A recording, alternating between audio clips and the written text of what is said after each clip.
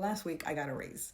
But in the same conversation, my manager told me that upper management is watching to see who's using AI, who's adapting, to decide who stays. I was grateful on one hand, unsettled in the other, both at the same time. And I thought, this isn't just my story. Because whether you work for someone, or you work for yourself, or you freelance, or you're building something in the margins of an already full life, most of us are one decision away from our income changing. So the question isn't if that's true, it's what are you building so that if something happens, it doesn't break you? That's what we're talking about today. Before I go further, I want to say something.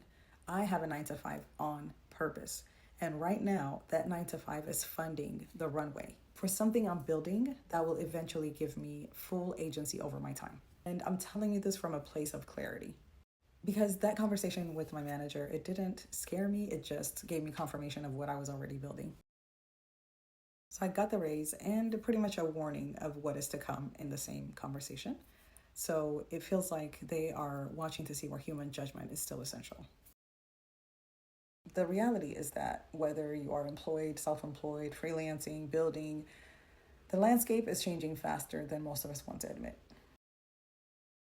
Not really. I've been watching this happen across industries, not just mine. Honestly, every field where there is repetitive analytical work. Companies are just figuring out how to do more with less people. And the smart ones are doing it quietly, not all at once, not to cause panic. There's a quiet reorganization happening everywhere, not just corporate.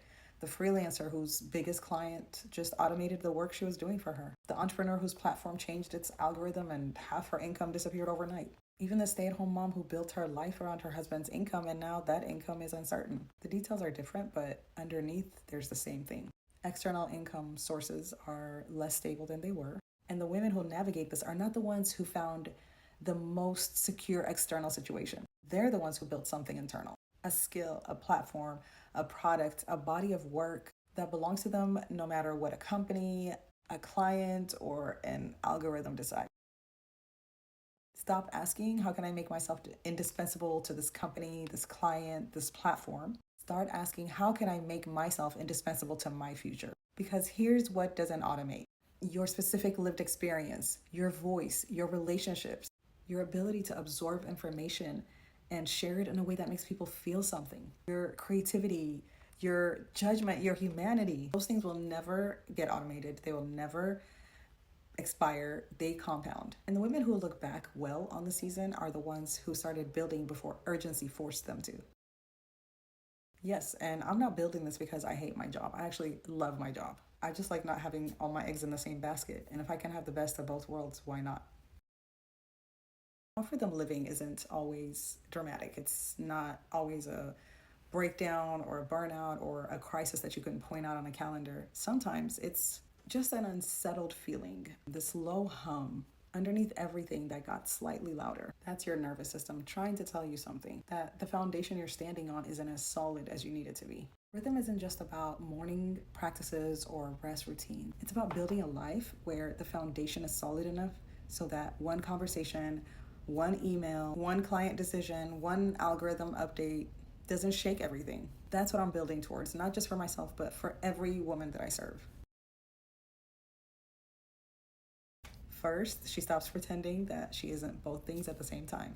Gratitude and unsettledness can coexist. You don't have to resolve the tension by giving in to either feeling. Both are giving you information. The gratitude says, what you have right now is serving a purpose, honor it, show up, don't burn it down. On the other hand, the unsettledness is saying, don't let this be your only thing. Don't let the decision be made for you. The worst thing that a high capacity woman can do in this situation is to use all her capacity to stay comfortable in a situation that is quietly asking her to grow beyond it. That's the only way I know how to teach. I'm not standing at the top of this mountain telling you how to climb. I am on the path, but I'm chapters ahead to help you avoid the detours that I took. So what this allows me to do is to take my expertise and my lived experience of decades and condense that. So what would take you years to figure out would only take you months. 3 things. First, I would say learn AI before it learns around you. You don't need to learn it to be a tech expert, but to see how it's being used in your field and where your human judgment adds value so it can't be replicated. Use it as a tool and just stay curious. Second, start a secondary income stream now, if you haven't already, whether that's digital product, freelancing, a service you can provide, a skill you can teach. Just don't make urgency be the reason that you start, because rushed builds make bad decisions. So you want to do it without urgency pushing you. Third, get clear on your identity outside of your income source. This is the rhythm piece, and honestly, it is the most important part. As the women who fall apart when the corporate chapter ends or the client relationship changes or the business pivots, they're the ones who built their entire sense of self inside that thing. You are not your job title. You are not your client roster. You are not your follower count. You are a woman with gifts, experience, a calling, and a story that no algorithm, no company, no client can give or take away. Know that before you need to know it.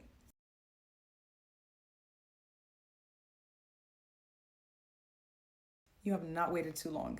I got married at 19. I left corporate at 30 to raise my children and become a homemaker. In my 40s, I pivoted. I switched lanes. I got divorced, which that part was unfortunate. But beautiful things also came out of that chapter. I wrote a memoir in my 40s.